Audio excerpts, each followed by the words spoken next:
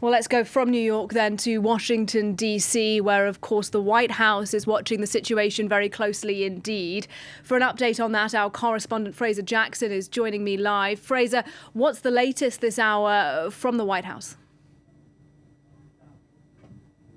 Well, the Biden administration is in contact with Prime Minister Netanyahu and at every level of Israeli power as well.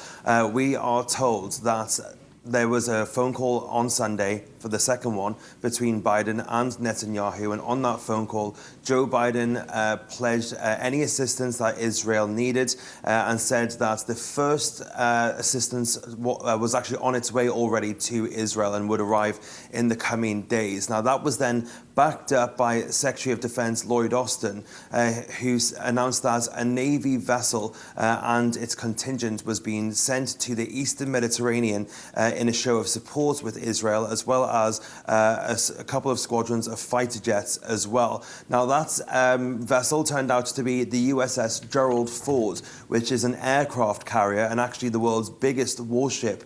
It has over 4,500 sailors on board of it at any one time. As well as that, the F-35s, the F-15 and F-16 squadrons in the area have all been put on high alert as well. Now, Lloyd Austin said that these squadrons will not be getting involved in any fighting, but the motive behind this deployment is to strengthen the Department of Defense posture in the region to bolster regional deterrence efforts. You have to remember as well, on top of this, this posturing which has been sent to the Eastern Mediterranean, there is also a significant cache of weapons inside of Israel that the United States maintains. It's worth around $2 billion that has depleted somewhat as some of the arms have been shipped to help in the war in Ukraine.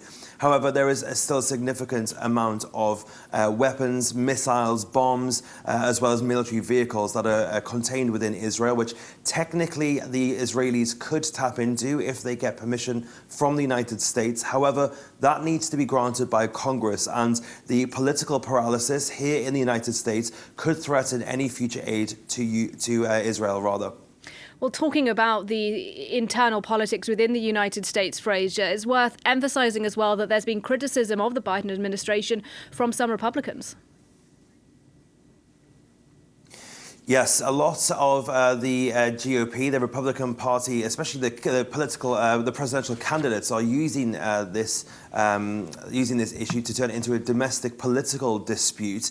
They've thrown accusations at Joe Biden, and a lot of them stem from a payment of $6 billion of Iranian funds, which was unfrozen by Biden's administration in exchange for 5 U.S. citizens who are being held in Iran.